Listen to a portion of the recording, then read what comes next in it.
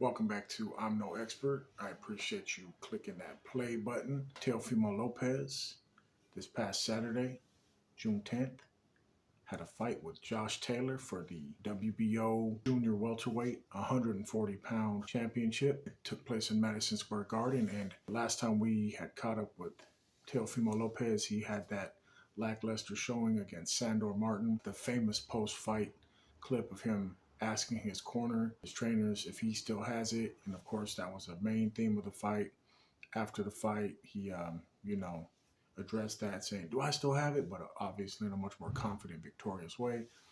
And of course, I'm glad to see him, find that confidence, that self-belief within himself. And it seemed like it happened actually, during the fight. I had Taylor winning the first couple rounds, first 2-3 rounds maybe, and it looked like Taylor's strategy was clear. He was going to use his long jab and his long range left hand to keep Teofimo at bay. Teofimo being the shorter fighter, and it seemed to be working. Anytime Lopez would get close, Taylor was wrapping him up, leaning on him, trying to use his height to impose his will physically, sort of bullying him in the clinch. Right around round 3, looked like Teofimo pushed him to the ground and kind of seemed like he found his rhythm toward the end of that round. Toward the last maybe 70 or so seconds of round 3, he started finding his rhythm. He started displaying his footwork. He started pivoting and really putting on display his it wasn't that he was bouncing and moving around so much, it's just that he was moving in the pocket, pivoting, pausing, waiting. He sort of started finding his rhythm. No question in my mind that Teofimo Lopez dominated the fight essentially from the 4th round on. Of course, Taylor had his moments. I thought there was a potential knockdown. I think it was in round 2 where Taylor hit Lopez with the left hand, a straight left, and he sat him on the ropes.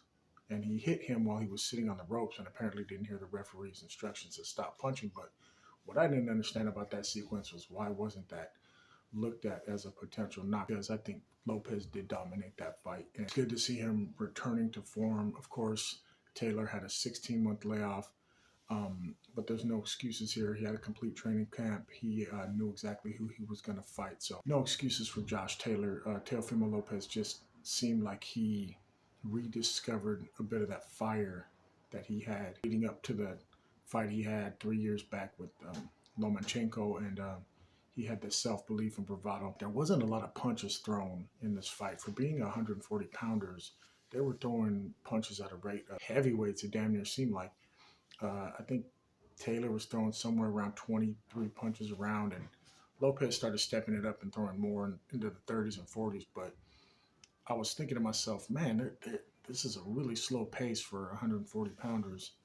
And they ended up showing a graphic saying that Taylor's punch per round volume had gone down in comparison to his 7 previous fights.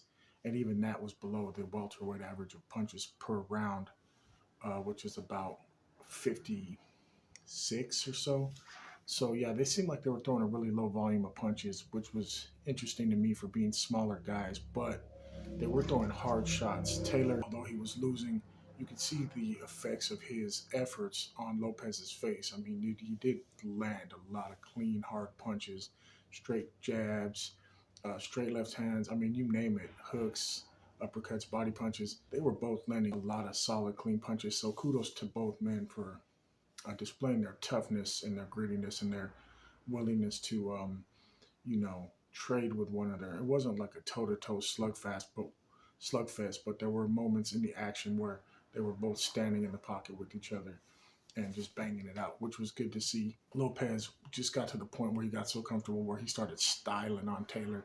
He was pausing and freezing and kind of putting his face out there, waiting for Taylor to react and just moving out of the way and really putting on a good display of defense. And kudos to him for bringing himself back up to a competitive level and bringing his name back into the mix of the top guys at 140 pounds and thereabouts. I would like to see him personally have a rematch with Lomachenko. I feel like that's unfinished business after he won a very close decision in their fight. He didn't want to give Lomachenko a rematch. He was saying, kind of out of spite, you made me wait so long. And So I'm going to make you wait. But I think this would be the perfect time for them to fight again. Of course, Loma coming off of that controversial decision loss to Devin Haney a couple weeks back. I think Lopez versus Lomachenko 2 would be the perfect fight to make for either guy right now. As for Josh Taylor, I don't know where he goes from here. He said he wanted to move up, so he's probably going to move up. But I think all eyes are going to be on Teofimo Lopez, and it's good for boxing to have him back in the mix. He's a character for sure, although I thought he was kind of saying some weird things pre-fight, the stuff about wanting to kill Josh Taylor and wanting to die in the ring. And he's a good fighter and he's tough, and he showed a little bit more mental toughness. I think we were all kind of concerned that he may be out of the game mentally after his last fight and his public questioning of his own abilities. So yes, Teofimo has not back to taking over quite yet, but he has taken a step forward, and I think it's good for 140 in the surrounding divisions and the matchups that could be made there with Teofimo Lopez in the mix. So hopefully he gets back in the ring sooner rather than later. His last fight, I think, was in December. So if he gets another fight by December, again, that'll be 3 fights within the span of 12 months, and I think that'll be perfect for him. So I'm looking forward to seeing what's next. We'll just have to wait and see what happens. Good for Lopez. Glad to see you back. Not quite taking over, taking steps forward.